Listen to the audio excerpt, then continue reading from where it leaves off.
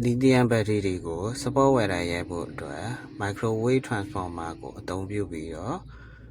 AC support wire ဆက်လေးလုပ်ပြပေးမှာဖြစ်ပါတယ်။ဒါလေးကတော့ MOD transformer ဖြစ်ပါတယ်။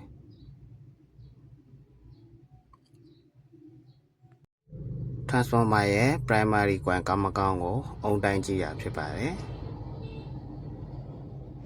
မလိုအပ်တဲ့ဒီ secondary coil ကိုတော့ကျွန်တော်ဖြတ်ထုတ်လိုက်ပြီဖြစ်ပါတယ်။လိုအပ်တဲ့ primary coil ကိုသုံးပါမယ်။ဒါကတော့အားလုံးဖြုတ်ပြီးတော့တန့်ရှင်းလုပ်ပြီးသားအနေထားပါ။ဆိုတော့မလိုအပ်တဲ့ secondary coil ကိုဖြတ်ထုတ်လိုက်ပြီးတော့ primary coil ပဲခြံထားမှာဖြစ်ပါတယ်။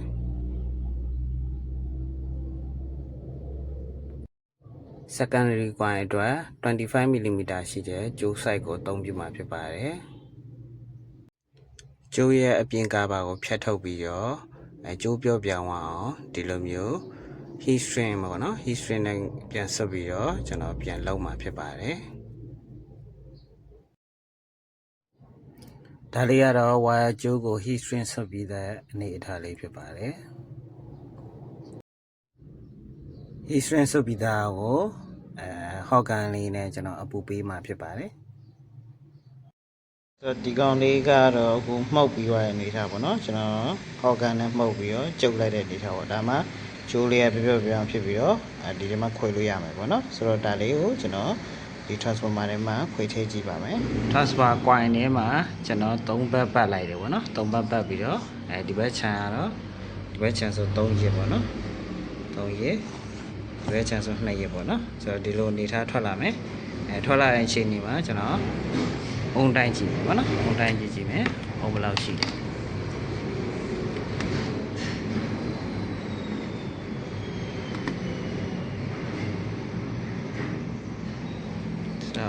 1.8အောင်နော်1.5အောင်လောက်ရှိအောင်ထွက်တယ်ပေါ့နော်ဆိုတော့ဒါလေးကိုကျွန်တော် AC ဘို့ပေးပြီးတော့ကျွန်တော်စိုင်းကြည့်မယ်ဘိုးလေးဘယ်လောက်ထွက်လဲဆိုတာကိုကျွန်တော်စိုင်းကြည့်မယ်ပေါ့နော်ဆိုတော့ဒီမှာကျွန်တော် 2.5 ဘို့ပေါ့နော် 2.5 ဘို့ပြန်ထွက်ပါတယ်ဒါဆိုရင်ကျွန်တော် sport ရိုက်လို့ရတဲ့အနေထားဖြစ်ပါပြီပေါ့နော်ဆိုတော့ဒါလေးကိုကျွန်တော်တက်ပြီးတော့ဆင်ကြည့်လိုက်ပါမယ်ဒါလေးကတော့ cable လက်တက်ပြီးသားအနေထားလေးပါ AC sport wire ဆက်လေးကိုကျွန်တော်ဆင်လို့ပြီးသွားပြီပေါ့နော်ဆင်လို့ပြီးသွားပြီဒီမှာကျွန်တော် sport tunnel နဲ့တွဲထားတယ်ပြီးတော့ကျွန်တော်time control card လေး relay နှလုံးနဲ့လောက်ထားပါတယ်ဆိုတော့ကျွန်တော်ဒါလေးကိုကျွန်တော်ဆက်ပြပေးမယ်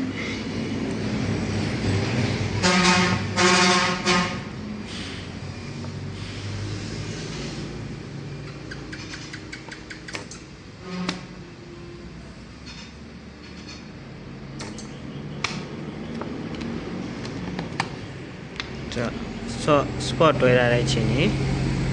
တော်တော်လေးမိုက်တယ်တော်တော်လေးကောင်းတယ်ဆိုတော့ကတ်နေရနော်ကတ်နေရပါဆိုပြီးလို့ရှိရင်ကျွန်တော်ဒီ1.900နဲ့ကျွန်တော်48 battery pack လေးကျွန်တော်ဆင်ကြည့်ရပါမယ်ဆိုတော့အားလုံးကျေးဇူးတင်ပါတယ်ခင်ဗျာ